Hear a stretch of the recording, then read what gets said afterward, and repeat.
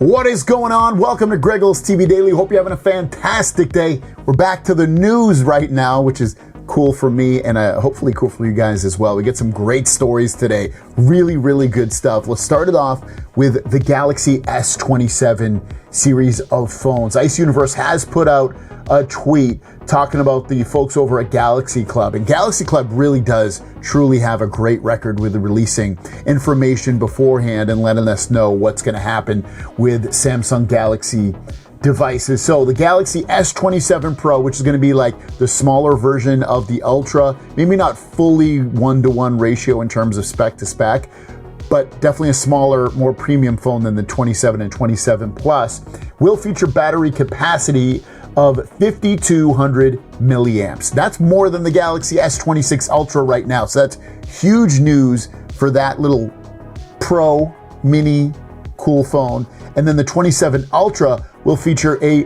5,700 milliamp battery. This is obviously crazy because, again, you're coming from 5,000 to 5,700 and you're gonna say, well, my Motorola phone or my Oppo phone or whatever has 6,000 or 7,000. I know, and I have a phone coming to me that's not out, and it's like double all. It's crazy. I can't say, but whatever. It's crazy milliamps. But this is great because, again, getting through a full day is only really what I ask for. I don't want to get through a day and a half. A day and a half is going to be like, sure, I would like it, but that's almost a pain in the butt because I'm going to charge it in the middle of the day. Getting through a full day from the time I wake up to the time I go to bed, that's important to me. And this phone's probably going to be able to do that. 5,700 milliamps is amazing. So this is really great news for all of that information. Now, Galaxy Z Fold 8.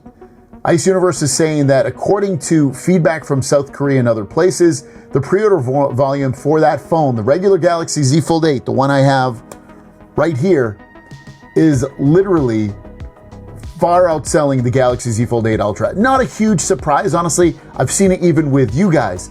My traffic for if I put out an 8 Ultra video versus a regular 8 is way more on the 8. The 8's just way more intriguing and enticing of a device for people to play with and look at. And I get it.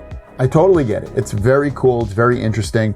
But the 8 Ultra, you can't sleep on it, guys. If you're a folding fan, it's not an exciting upgrade over the 7, I have to admit. It's not even a huge upgrade over the 7, unless you put a lot of value, which I do, in the display and also the cameras obviously have a little bit, but the charging and the battery, like those three, four things are pretty nicely improved overall with the last phone.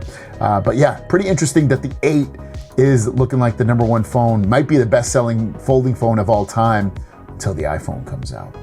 This last report, man, you got my heart. I am excited for this one. ET News, which is a Korean news publication, reports that Samsung will launch its second-generation TriFold smartphone in 2027, creating a 4x4 flagship lineup, meaning that the first half of the year, the 4 models will be the 27, 27 Plus, Pro, and Ultra.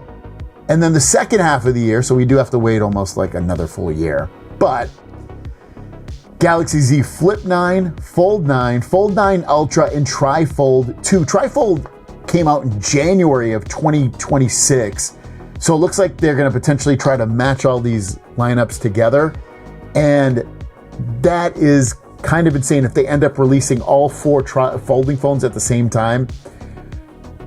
That's a lot, man. That's a whole hell of a lot going on right there, especially for someone like me who makes these videos, and I really love the TriFold. And if they can get the weight down, which I could deal with it, but if they can get the weight down and the outside display bigger,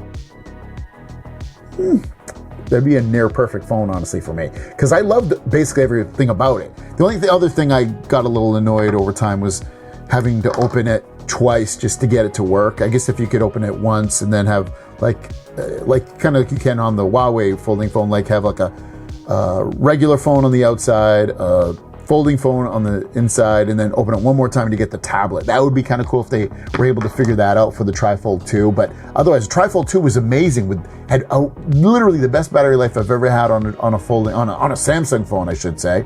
It had great usage of the inside display with running 3 basically vertical full screen apps. It was great watching videos on it, playing gaming on it. It's awesome. The cameras are great. It's a really, really awesome phone. But that's going to be crazy next year. And I'll throw it back to you guys. Out of all 8 of those phones, which ones are enticing you the most? I'll give you my top 3. I'll give you my top 3. I'll give you top 4.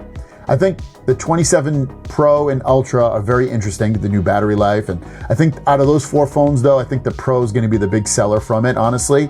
And then from the folding lineups, I love that TriFold 2. Very interested in what they're going to end up doing with that.